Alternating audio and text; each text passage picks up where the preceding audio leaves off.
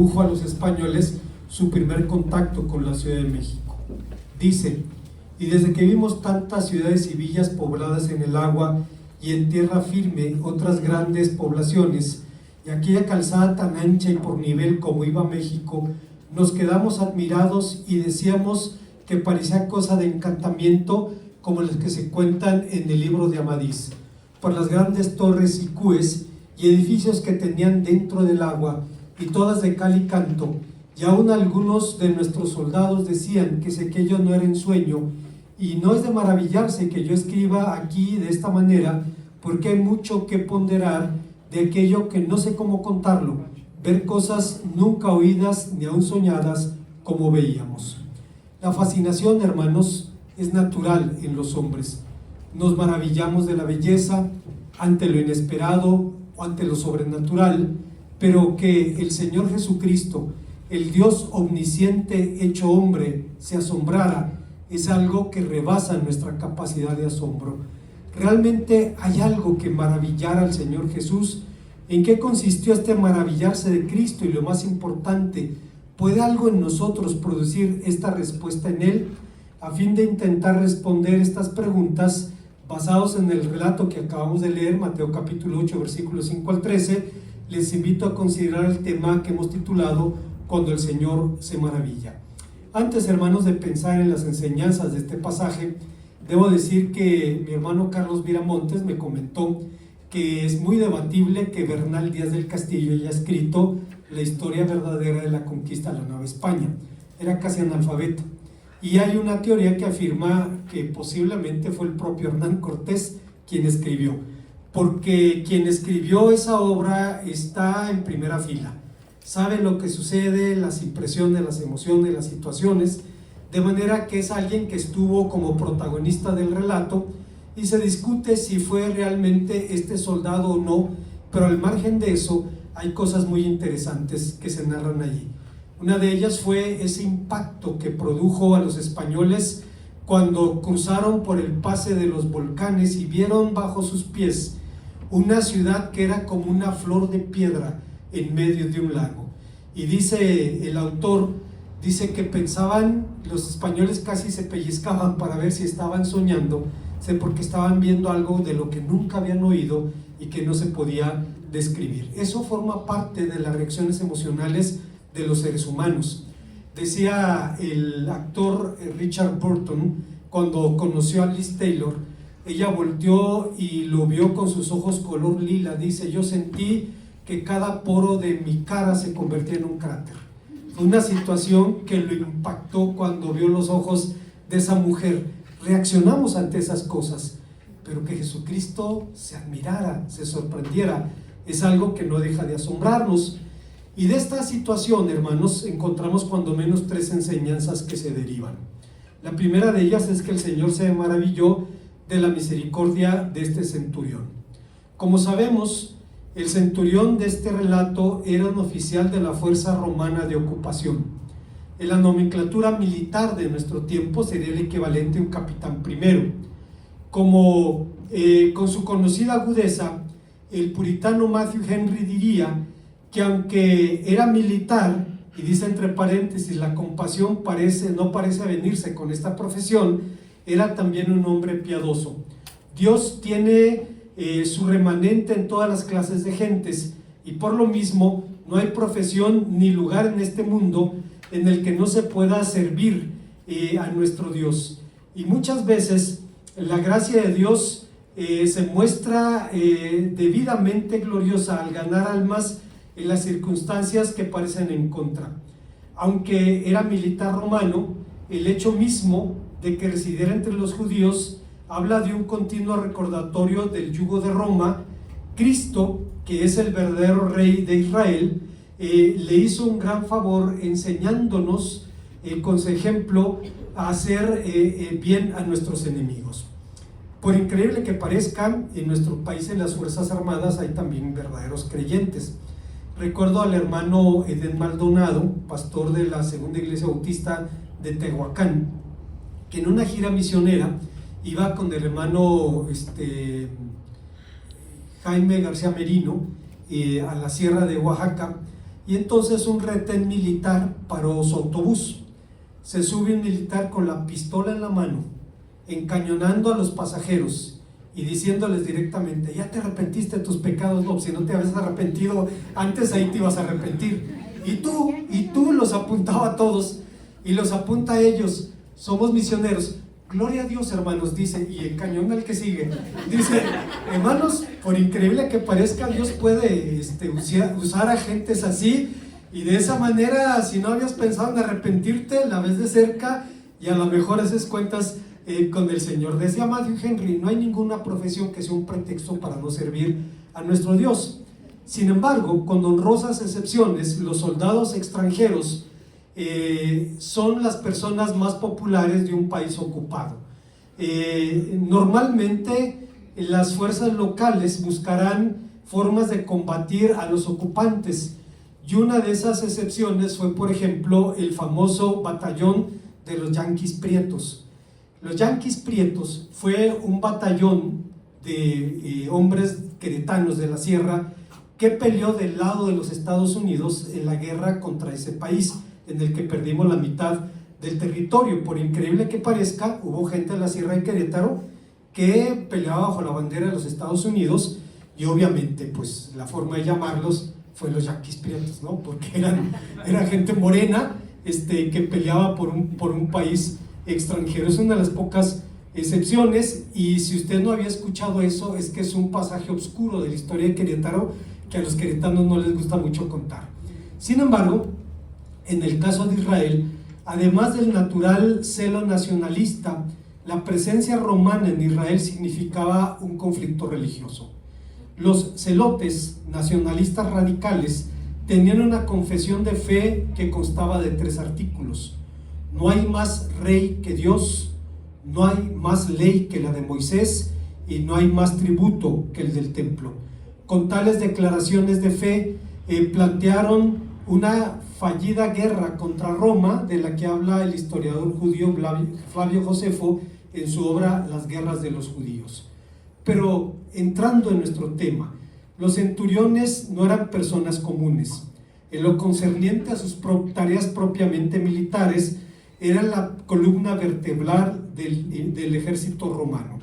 Estamos acostumbrados a pensar en los romanos como hombres que tenían cascos de hierro y un penacho rojo sobre la cabeza. Ese penacho lo tenían los centuriones.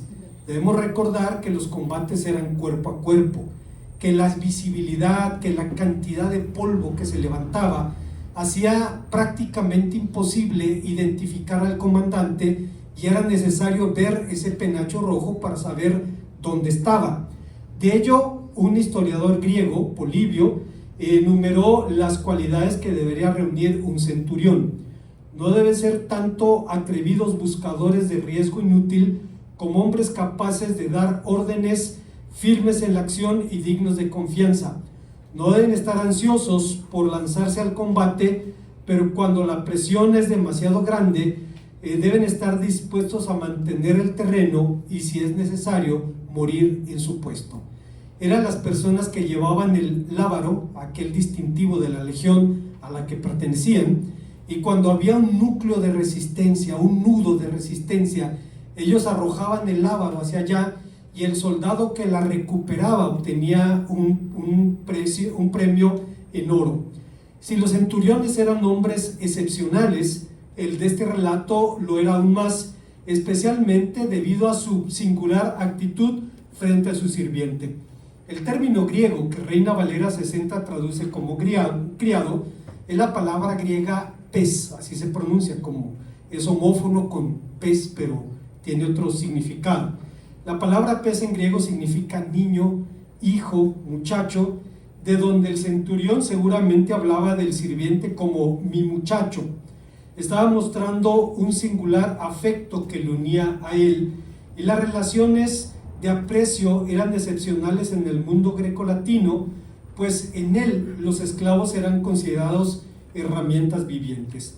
Hablando sobre la amistad, Aristóteles decía: no puede haber ni justicia ni amistad con las cosas inanimadas, ni siquiera con un caballo, un buey o un esclavo, en tanto que es esclavo, porque el amo y el esclavo no tienen nada en común. El esclavo es una herramienta dotada de vida, así como una herramienta es un esclavo sin vida. Y Marco Terencio Varrón, un hombre romano que escribía sobre agronomía, clasificaba los instrumentos agrícolas en 3 categorías: los articulados, las herramientas que hablaban; los inarticulados, las herramientas que no hablaban; y los mudos. Los articulados eran los esclavos, los inarticulados, los animales de labranza, y los mudos, los vehículos, las palas, los picos, etc. En otras palabras, la única diferencia entre un burro y un esclavo es que el esclavo hablaba, desde el punto de vista romano. Así es que el hecho de que este hombre mostrara compasión, simpatía, aprecio por ese joven esclavo era algo excepcional. El amor del centurión hacia su sirviente fue un gesto excepcional, una actitud inesperada en un mundo como el suyo. Sin embargo, estas actitudes ni eran nuevas ni eran desconocidas para el Señor Jesucristo. Él hizo exactamente lo mismo, mostró su amor hacia quienes no teníamos derecho a él. La diferencia entre el centurión y Cristo radica en que en su condición de Señor, el centurión mostró magnanimidad al amar a un subordinado, pero Cristo como Señor mostró una gracia aún mayor, pues siendo el Dios de la gloria, se hizo siervo por amor de nosotros. En una de las más sublimes páginas cristológicas del Nuevo Testamento, en su carta a los Filipenses, capítulo 2, el apóstol San Pablo dice: haya pues en vosotros este sentir que hubo también en Cristo Jesús, el cual, siendo en forma de Dios, no estimó el ser igual a Dios como cosa a que aferrarse, sino que se despojó a sí mismo, hecho semejante a los hombres, y estando en la condición de hombre se humilló, haciéndose obediente hasta la muerte, y muerte de cruz. Hay una segunda enseñanza que encontramos en el pasaje, y es que el Señor se maravilló de la fe del centurión. Un segundo aspecto de la personalidad de este hombre fue su asombrosa fe, que seguramente no consistió en un atrevido salto a lo desconocido, sino la inevitable conclusión a la que se llega cuando se conoce y se cree en la palabra de Dios. William MacDonald, un predicador norteamericano del siglo pasado, decía sobre la fe: la fe es confianza inquebrantable en la palabra de Dios, en su fidelidad y en su veracidad. La fe es la convicción firme de que lo que Dios dice es verdad y que lo que promete sucederá.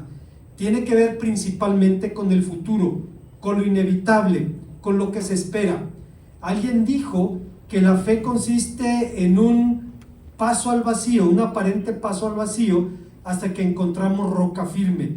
Pero no es así.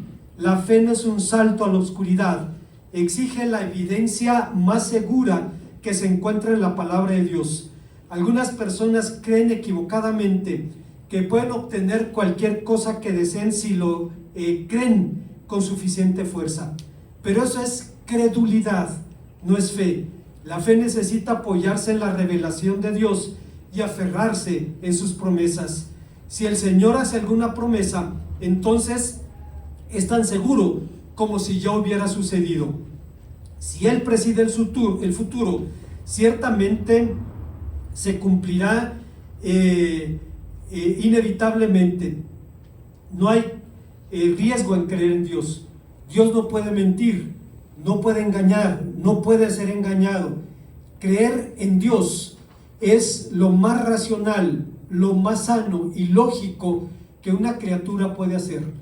¿Qué cosa hay más razonable que una criatura le crea a su creador? Digo esto, hermano, reconociendo que sin embargo hay momentos en los que dar un paso de fe es todo un desafío. Cuando un servidor luchaba con el llamado al ministerio, platicaba con un misionero que ahora está con el Señor, el hermano Guillermo Hayes. Él era un misionero de los Bautistas del Sur que trabajaba en la comarca lagunera, y cuando luchaba con el llamado al ministerio le pregunté: hermano, ¿cómo puedo estar seguro, absolutamente seguro, de que Dios quiere que le sirva en el ministerio? Él me dijo: tienes que dar el siguiente paso. Dice, y si das el siguiente paso, Dios te va a hablar. Y entonces tuve que hacer algo de lo que él hablaba cuando era niño. Él creció en una granja en Texas y dice, cuando era niño no había luz eléctrica en su granja. Y en alguna ocasión, estando trabajando en el sótano de la casa con su papá en la granja, su papá le pidió que fuera por una herramienta, pero el niño veía y estaba oscuro el lugar donde estaba la herramienta. Entonces el papá le dio una lámpara de petróleo y le dijo, ve y trae la herramienta. El niño levantó la lámpara y volteó a ver y seguía oscuro, aunque él tenía la lámpara en la mano. Es que sigue oscuro. Mira, lo que necesitas hacer es tomar la lámpara e ir caminando, y a la medida en que vayas caminando, tu camino se alumbrará. Pues con todo el temor del mundo empieza a dar el primer paso, llega donde está la herramienta, la recoge, se voltea, regresa con su lámpara y aprende que en la medida en que va avanzando se va alumbrando su camino, y puede de esa manera descubrir a dónde va a llegar. Decía el hermano Hayes, tienes que dar el siguiente paso y Dios te va a hablar y te va a decir si debes hacerlo o no. Por eso decía William MacDonald, ¿qué cosa hay más razonable en el mundo que una criatura le crea a su creador? Seguramente el centurión de este relato había escuchado en la sinagoga que cuando el Mesías viniera tendría poder sobre la enfermedad, de modo que con su testimonio avaló lo que San Pablo nos dice de la fe en su carta a los Romanos capítulo 10 versículo 17, cuando afirma, así que la fe es por el oír y el oír por la palabra de Dios. Entre paréntesis, se ha intentado identificar la sinagoga del centurión como la de Tel Hum, que está precisamente en Capernaum. Pero al margen de esas cuestiones, volviendo a nuestro asunto, la versión de Lucas sugiere que fue por boca de los ancianos de la sinagoga que llegó la solicitud del centurión hacia Jesucristo. Esto ha llevado a algunos a pensar que hay contradicción entre ambos relatos, porque en Mateo parece ser el centurión quien lo pide y en Lucas parece ser un grupo de ancianos quien lo pide, pero no necesariamente hay contradicción. Realmente estamos seguramente frente a un relato en donde el centurión envía una embajada para que hablen con el Señor Jesús. Estamos hablando, hermanos, simplemente de una redacción abreviada. F.F. Bruce, un erudito del siglo pasado, decía, no parece haber motivos para tratar de conciliar ambos relatos.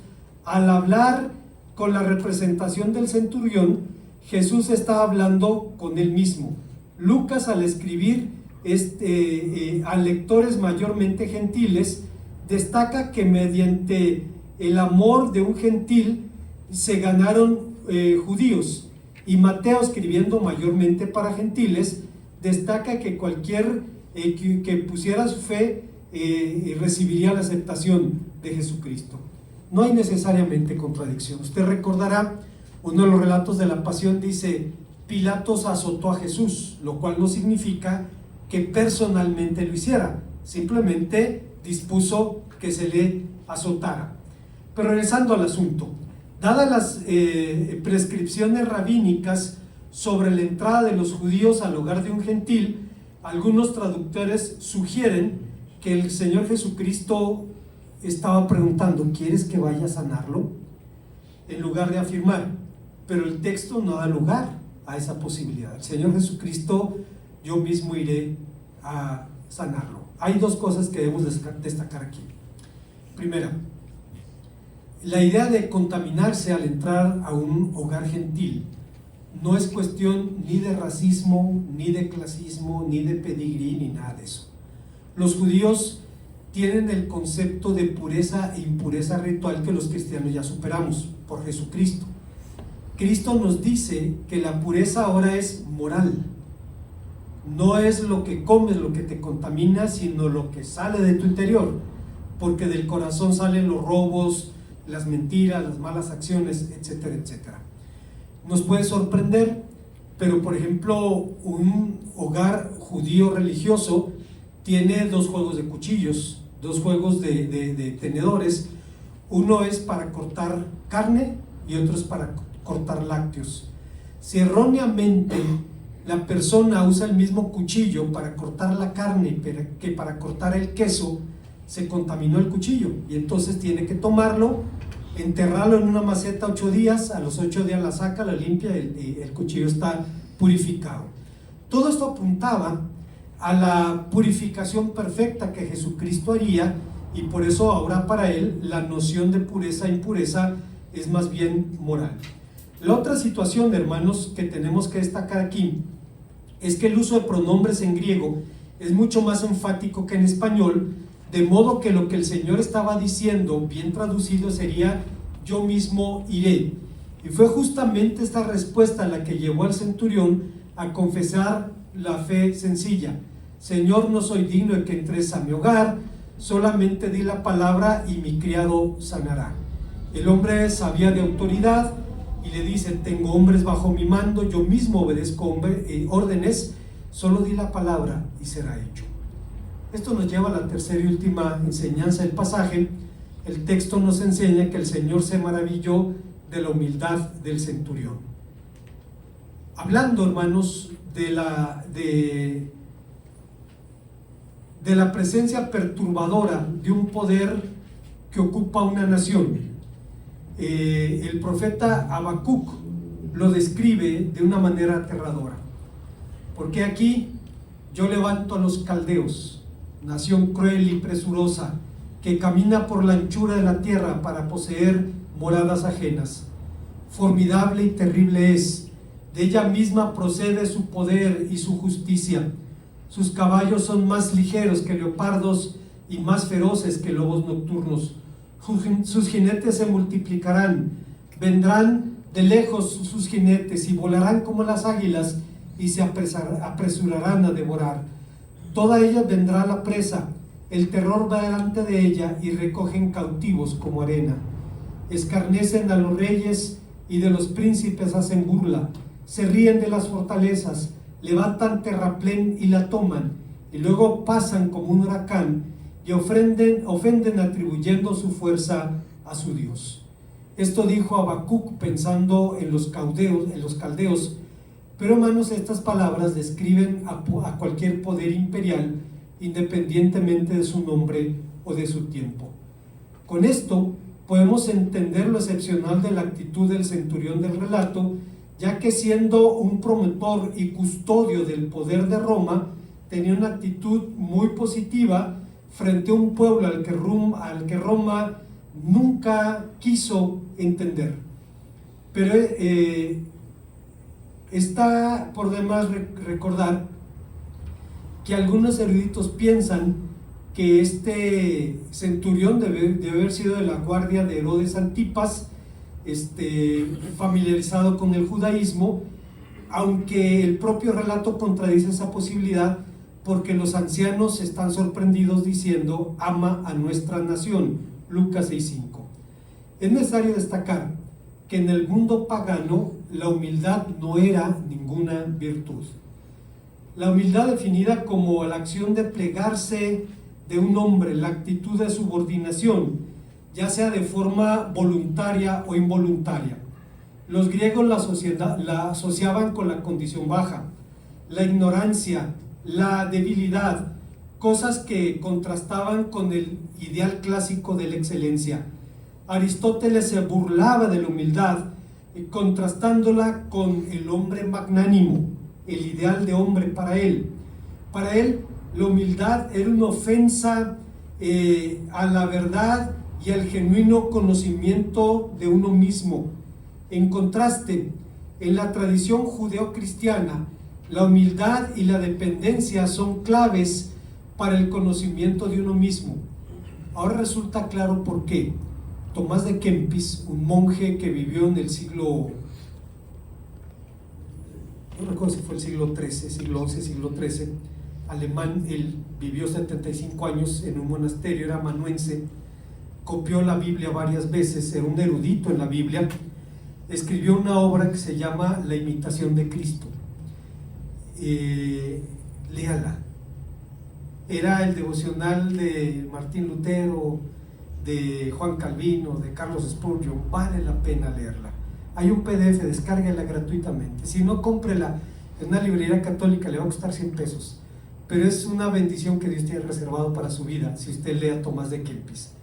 Tomás de Kempis dijo, Kempis con K, decía: no eres más porque te alaben, no eres menos porque te critiquen, eres lo que Dios dice que eres y nada más.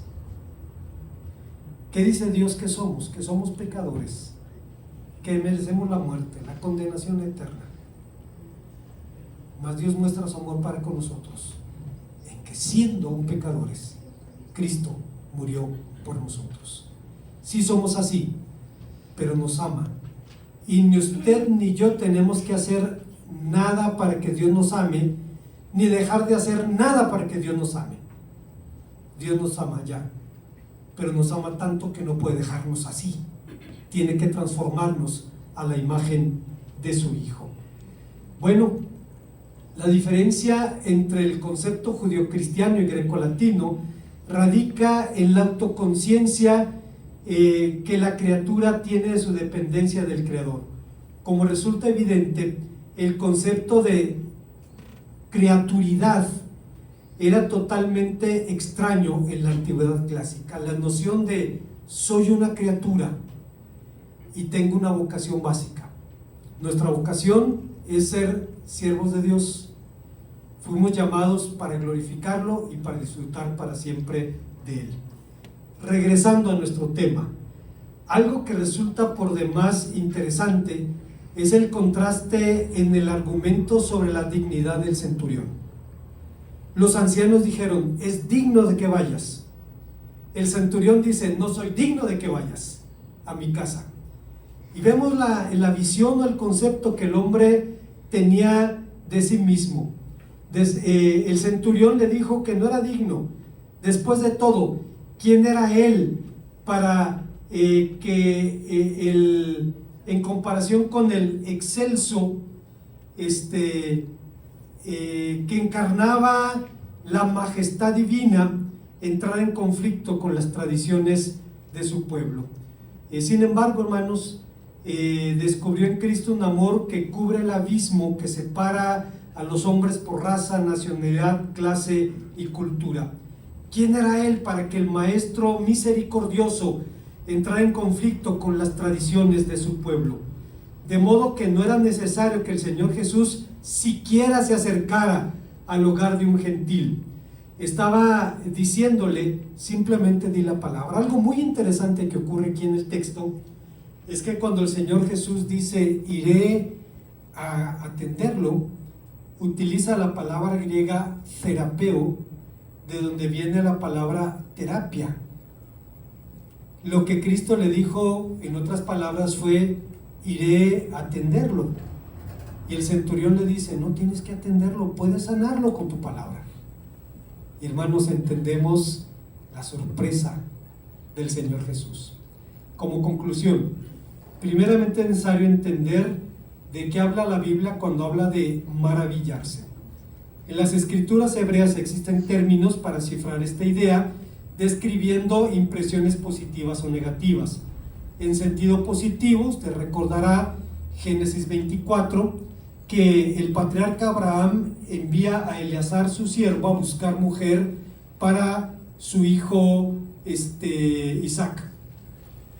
Y el hombre ora a Dios y le dice: la mujer que me dé beber, esa es la mujer que tú tienes. Llega y ve a la que va a ser la mujer de su señor, le pide beber y ella le dice: te voy a dar de beber a ti y a tus camellos. Y dice que Eleazar veía admirado a la mujer. Yo creo que veía cuando menos dos cosas.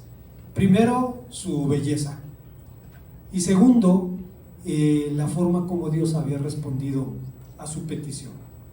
Así también recordaremos en el Salmo 139:14 que David confesaba su asombro por que le producían los prodigios de la gestación humana. Allá en el Salmo 139:14 dice: mi embrión vieron tus ojos. La palabra hebrea aquí es bien interesante, es la palabra golem. una figura mítica en la tradición judía. Y creo que fue Jorge Luis Borges el que escribió también sobre el golem. Es mitología judía fascinante, pero golem significa una masa amorfa, que es lo que es un embrión humano en alguna etapa.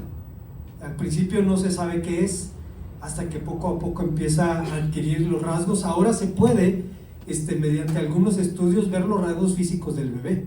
En el pasado, yo recuerdo cuando mi esposa estaba esperando a mis hijos, pues yo vi algo que se movía ahí en una pantalla negra, y pues el doctor me decía lo que estaba viendo, y para no parecer tonto yo le decía que sí, pero no veía absolutamente nada. Solo veía que algo se movía allí, pero no sabía exactamente qué era. Ahora se puede ver hasta las facciones del bebé.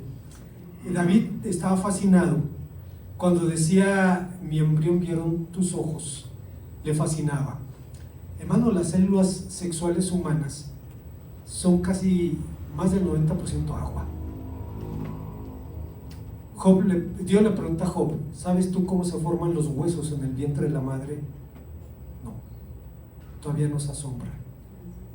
Y a David se sentía fascinado. En el sentido contrario, sentido negativo, en Isaías 59:16, Dios se declara maravillado de no encontrar un intercesor en Israel. Dice: busqué un varón que construyera un vallado, una muralla entre la tierra y yo, para que no la destruyese, y no lo encontré. Idéntico sentido negativo tenía San Pablo en Gálatas 1:6, cuando se declara sorprendido, maravillado de la apostasía de los cristianos de Galacia. Sin embargo, en el pasaje que nos ocupa, el maravillarse del Señor Jesús expresa la más positiva de las impresiones, expresa la respuesta emocional del Señor Jesús a la fe y a las actitudes de un gentil. Esta respuesta emocional ha sido vista por algunos como la evidencia de la humanidad literal de Cristo, lo cual es cierto, pero no era el propósito del relato. Sin embargo, hermanos, lo interesante aquí es cómo el Señor se sorprende de esto. Y guardando el sentido de proporción, debo decir que creo entender un poco lo que pasó aquí. Estuve buscando, cuando estudié el pasaje, comentarios bíblicos clásicos para ver qué decían del maravillarse de Cristo, y casi nadie se ocupa de eso, casi nadie comenta eso. Me sorprendió. Ni Spurgeon, ni Matthew Henry, o los otros puritanos, casi nadie comenta eso. Pero en los últimos meses he vivido dos experiencias que, guardando el sentido de proporción, me ayudan a entender lo que pasó aquí. Por años estuvimos orando por la conversión del hijo de mi hermana Dinora Prieto. Ella estuvo orando por la conversión de su hijo por años. Oraba y lloraba por él. Hasta que un día llegó el chico, se entregó a Cristo, y fue una sorpresa ver la transformación radical de su vida, la madurez de su fe. Me dice: ahora he entendido que la razón de ser de un hombre no es llenarse de bienes para disfrutar o presumir de ellos, sino para que los suyos disfruten del producto de su trabajo, para que lo que has hecho lo disfruten ellos. Porque es lo que Dios hizo cuando creó este mundo y nos puso en él para que lo disfrutásemos. Me sorprendió que un chico recién convertido llegara a esa convicción. El día de ayer tuve una experiencia, perdón, hermano Adán, voy a hablar de usted. El día de ayer estábamos limpiando el terreno para el culto aniversario, y en un receso se acercó mi hermano Adán y estuvimos platicando. Y debo decir que me sorprendió gratamente su visión de la paternidad, de la responsabilidad de padre, de ser ejemplo, de ejercer una autoridad de amor, de cuidar a sus hijos. Yo había hablado con mi hermano Adán en la entrada: buenos días, ¿cómo está? Bien, qué bueno, mucho gusto. Pero nunca habíamos dedicado tiempo para platicar, y fue una sorpresa muy agradable para mí escuchar a mi hermano, ver sus puntos de vista, su opinión sobre la paternidad, sobre la familia, y guardando el sentido de proporción. Entiendo lo que pasó aquí.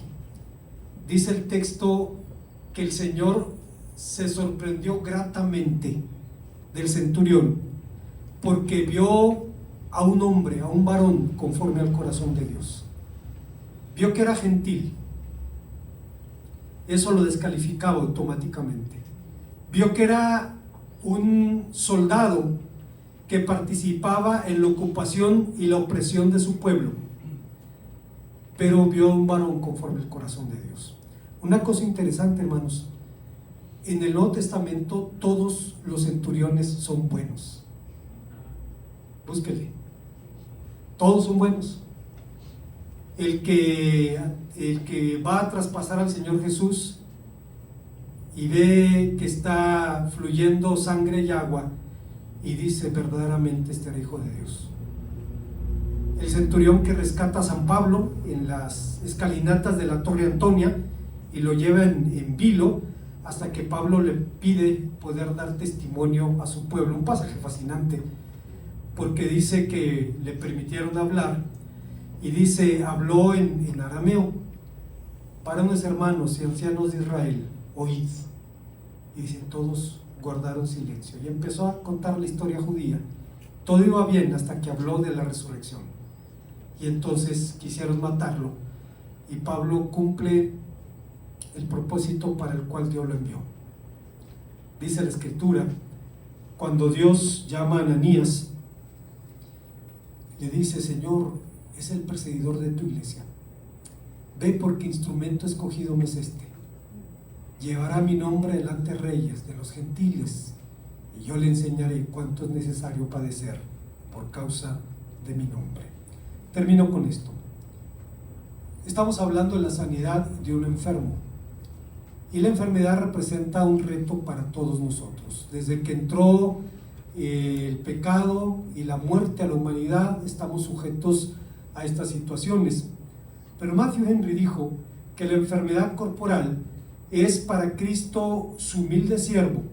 ¿Cuántos consuelos brinda a quienes somos del Señor? Somos del Señor el pensar que esta enfermedad está destinada para servir en las intenciones de su gracia. No hay que temer a la enfermedad ni a sus efectos sobre nosotros cuando la veamos a las órdenes de un amigo tan bueno. Decía Matthew Henry: no ocurre sin la voluntad de Dios, y todas las cosas nos ayudan para bien. Así es que es inevitable, hermanos, que pasemos por crisis de salud. Decía R.C. Sproul, y lo recordamos en la escuela dominical, en su artículo titulado La noche oscura del alma. Decía: un cristiano puede tener tribulación en su cabeza, pero paz en su corazón. La cabeza puede estar dando vueltas, pero al final recuerda: tú guardarás en completa paz aquel cuyo pensamiento en ti persevera, porque en ti ha confiado. Y entonces puedes recordar hasta el día de hoy, y el día de mañana, y hasta los últimos días de mi vida, y hasta el último día de este universo, Dios seguirá siendo Dios. Oremos al Señor. Gracias, Padre, porque nos permites ver el testimonio de un hombre que contra todo pronóstico era un varón conforme a tu corazón, que llenó de gozo el corazón de tu Hijo Jesucristo, y nos permite recordar que la única manera de agradarte es así, actuando con la fe sencilla, confiando en ti, poniendo nuestra vida en tus benditas manos. En Cristo Jesús. Amén.